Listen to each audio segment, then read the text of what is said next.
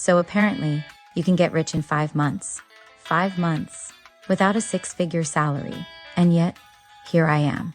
6 months deep into debt and deep into this pizza. But don't worry, y'all. I watched a video from someone who actually knows what they're talking about, not like me. And they gave a step-by-step plan to escape this paycheck-to-paycheck nightmare. So sit down, grab a snack, or maybe not if you're trying to save money, and let me break it down for you. Month 1, face your financial horror story. Okay, so apparently we have to face our financial situation. You know that thing where you avoid checking your bank account because you just know it's giving Netflix is about to cut you off energy? Yeah, that's called the ostrich effect. Sticking your head in the sand like that's gonna stop the overdraft fees from coming. Here's what to do instead.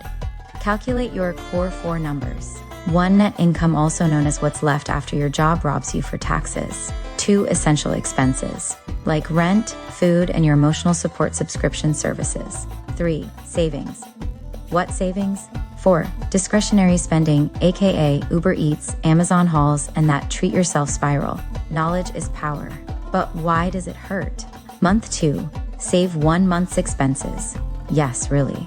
Now that you know how broke you actually are, the goal is to save 1 month's worth of expenses. But don't think of saving as deprivation. Think of it as buying your future freedom. Like, I'm not broke, I'm just pre-rich. Month 3, destroy debt like it's your toxic ex. It's time to cut ties. High interest debt is like that one ex who keeps sliding into your DMs, toxic and expensive. You're gonna prioritize paying off high interest debt first.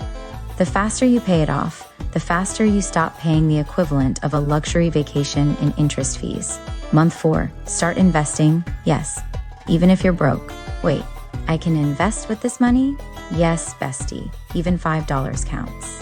Start with broad market index funds, and if your job offers a retirement match, take it.